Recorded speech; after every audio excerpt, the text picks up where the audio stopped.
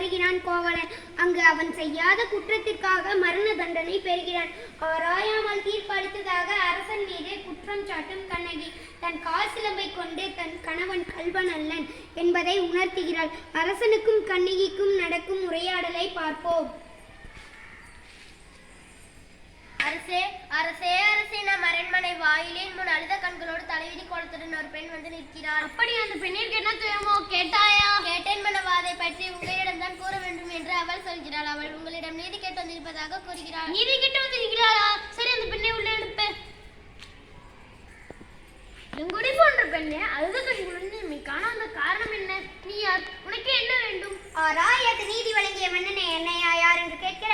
சொல்கிறேன் கேள். உலகம் வியக்கும் வண்ணம் ஒரு புறாவுக்காக தன் உடலையே தந்த சிபி மன்னனை பற்றி நீ அறிவாயா?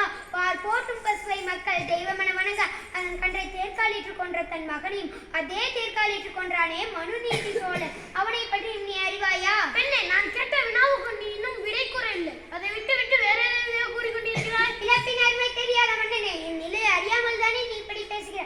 நான் இதுவரை கூறிய பெருமை மிக்க சோழ மன்னர்கள் வாழ்ந்த புகார் நகரமே எனது அவ்வூரில் பழியில்லா சிறப்பினுடைய புகழ் மிக்க மாசாத்துவான் மகனாகிய கோவலன் என்பவனின் மனைவி நான். ஓ, இப்போது புரிகிறது. அந்த கோவலனின் மனைவியா நீ? போதும் அண்ணா, என் கணவனை இகழ்வதற்கு உனக்கு என்ன தகுதி இருக்கிறது? ஊழ்வினை பையனால் ஊருக்கு வந்து என் கால் சிலம்பை விற்க வந்த என் கணவன் அநியாயமாக கொன்று விட்டாய். நீ செய்தது தகுமா? பெண்ணே, போதும் நிறுத்து. கல்வனை கொள்வது கொடுங்கோல் என்று அப்து ஏற்புடையது. அப்து அறநெறியும் ஆகும். இது அனைவருமே அறிவார்களே. உனக்கு தெரியாத என்ன? அறநெறி தவறிய மன்னனே, தவறளித்தவர்களை தண்டித்தல் தகுதியுடைய மன்னனுக்கு உரியது என்பதை நானும் அறிவேன். ஆனால் நீ கூறுவது போல என் கணவன் கள்வன் அல்லன். அவனிடம் இருந்த சிலம்பு அரிசிக்குரிய சிலம்பென்று. அதன் இணை சிலம்பு இதோ என்னிடம் உள்ளது. என் கால் சிலம்பின் பரல் மாணிக்க கற்களால் ஆனது. பெண்ணே பெண்ணே, நீ சொல்வது உண்மைதானா? உண்மையாயில் அரிசிக்குரிய சிலம்பின் பரல் முத்துக்களால் ஆனது. ஆன்றோர் நிறைந்த இந்த வகையிலே அனைவருக்கும் உண்மையை உணர்த்துகிறேன். யாரெங்கே? அரசே, கோவலனிடமிருந்து கைப்பற்றிய சிலம்பை இங்கே கொண்டு வா.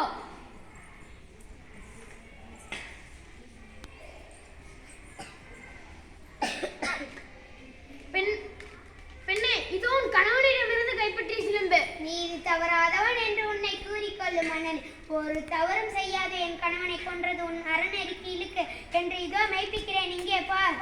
தவறளித்து விட்டேனே. பிற சொல் கேட்டு பெருமிலை செய்தேனே. யானோ அரசன், யானே கல்வன், இதுவரை என் குலத்தில் எவனும் செய்யாத வலிச்சொலுக்கு ஆளாகி